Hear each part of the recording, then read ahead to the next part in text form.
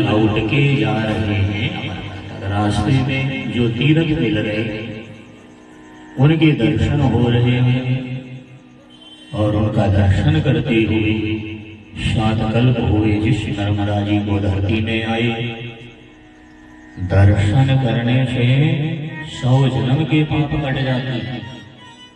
स्नान करने से 300 जन्म के पाप कट जाएंगे। किनारे बैठ के भजन कर लें, पूजन कर लें, 2 गुने हो जाएंगे।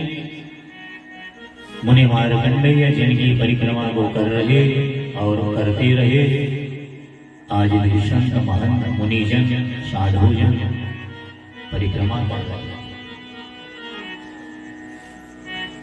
नर्मदा जी का दर्शन कर रहे, पूजन पाठ नमन वंदन करते हुए संत जन आगे भी बढ़ते हैं। आगे चलेंगे मांडवगढ़ के दर्शन। मांडवगढ़ पहाड़ी में और नर्मदा यहाँ से है तो यहाँ से 7 मील आगे वो मांडवगढ़ पहाड़ में हम तो गए थे। टेढ़ा मेढ़ा पहाड़ और वहां राजा की रानी थी। तो जब तक राजा की रानी की हिम्मत रही पहाड़ से उतरती थी। 7 मील नर्मदा स्नान को रोज जाया। अब वृद्धावस्था जाएगी तो पहाड़ चढ़ना उतरना कठिन हो गया। तो रानी अपने महल में बैठी। रानी का नाम रूपमती था। रोती थी, बिलखती थी, हाय नर्मदा, अब बुढ़िया हो गई, पैर हाथ चल नहीं रहे हैं, तेरे दर्शन कैसे मिलेंगे, कैसे। लेकिन श्रद्धा और भक्ति से जो भगवान की पूजा करते हैं, माता की पूजा करते हैं,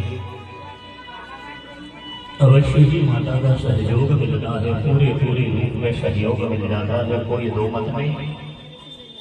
रानी रोती है, बिलखती है, कहती है कि जब तक पैर हाथ चले पहाड़ से नीचे आ जाती थी, तेरे जल में स्नान करती थी, दीप लगाती थी, डुबकी लगाती थी, चली जाती थी। लेकिन अब तो बढ़िया हो गई, मुश्किल हो गई रहना। तो नर्मदा मैया इतनी दयालु है, दयावती प्रभावती है। आज मैया स्वप्न में आई है और रानी से कहती है, रानी रोना बंद कर। रानी की नींद लगी। सपने में माई आके कह रही है, नर्मदा मैया कि कल सवेरे अपने बीच अंगने में एक गड्ढा बनवा दे। और जैसे ही गड्ढा बनेगा तो मैं 7 मील दूर हूं नीचे, सूत के बराबर मेरी एक जल की धार नीचे नीचे गड्ढा में जाके मिल जाएगी और उस गड्ढे में मैं प्रकट होके तुझे घर बैठे रोज दर्शन देंगी। घर बैठे इतना कह के मगर वाहिनी नर्मदा मैया अंतर ध्यान हो।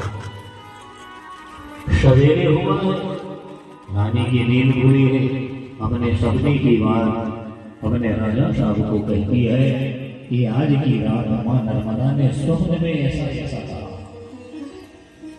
तो राजा ने कहा चलो 2 सेवक बुलाओ और बीच अंगने में ऐसे ही आंगन बनाना, गड्ढा कर 7 हाथ लंबा 7 हाथ चौड़ा गड्ढा बना दी।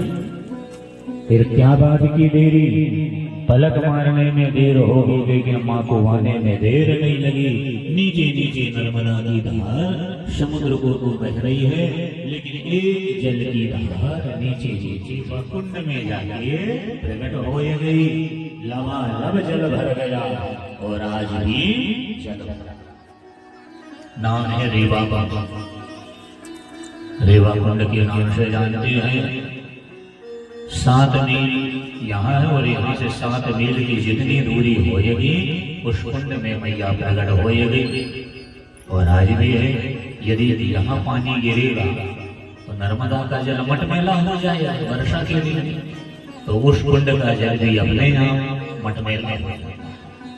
यहाँ का यदि छना हुआ जल है, निर्मल जल है, तो वहाँ गंगा जल भी निर्मल लगता है। तो रेवा कुंड की महिमा बड़ी निराली है। रानी रूपमती अपने घर से बैठे बैठे जब इच्छा होती थी, रूपमती रानी हर समय नर्मदा जी को निहारती है, देखती है, सयानी हो गई है।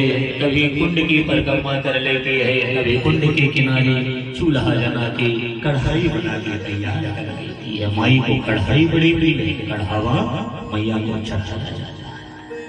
कढ़ाई चढ़ाने का विशेष महत्व है। नर्मदा जी के किनारे शुभ योग में जाना चाहिए, और वहाँ जैसे सोमवती अमावस्या बड़े अच्छे योग मिले हैं आपको इस पुराण में। जिस दिन कथा समापन होएगी सोमवती अमावस्या है, और उस दिन नर्मदा में देखना लाखों व्यक्ति स्नान करने को जाते हैं। कोई कढ़ाई चढ़ाता है, कोई दीपदान करता है, कोई अन्नदान देता है, कोई पुराण सुनता है। तो यहाँ गौतम परिवार ने ऐसे सब संयोग देख के, तो ये संयोग नहीं देखे हैं, ये सब मैया ही संयोग बनाई है। और माई के संयोग से यह नर्मदा पुराण की कथा आई। और जिस दिन सोमवार पड़े, अमावस पड़ जाए, तो सोमवती अमावस्या होती है प्यारे।